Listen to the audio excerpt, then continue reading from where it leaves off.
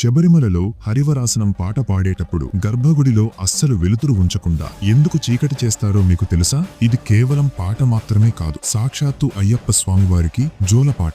రాత్రి పూజా కార్యక్రమాలు అయ్యాక ఈ పాట పాడుతూ పూజారి గారు గర్భగుడిలోని దీపాలను ఒక్కొక్కటిగా కొండెక్కిస్తారు. ఎందుకంటే పగలంతా భక్తుల కోరికలు తీర్చి అలసిపోయిన స్వామివారు ప్రశాంతంగా నిద్రపోవడానికి సిద్ధమవుతారు. మరి ఆ స్వామివారినే నిద్రపుచ్చేంత అద్భుతమైన పాటను రాసిందెవరో తెలుసా? శ్రీ కంబకుడి కులత్తూర్ అయ్యర్. ఆయన 1923లో స్వామివారి మీద ప్రేమతో రాసిన ఈ అష్టకాన్ని నేటికీ మనం ఆ స్వామివారిని నిద్రపుచేందుకు పాడుకుంటున్నాం. మరి పాట పూర్తయ్యేసరికి గుడి మొత్తం చిమ్మ చీకటిగా మారుతుంది. చివరగా పూజారి గారు స్వామివారికి వీపు చూపించకూడదని వెనక్కి నడుస్తూ బయటకు వచ్చి తలుపులు మూసేస్తారు. ఈ పాట వింటే మీకు కూడా మనశ్శాంతి కలుగుతుందా? అయితే ఈ వీడియోని లైక్ చేసి మనసులో స్వామియే శరణం అయ్యప్ప అని ఆ స్వామిని స్మరించుకోండి. అలాగే కామెంట్ బాక్స్ లో కూడా ఆ స్వామివారి నామాన్ని నింపేయండి.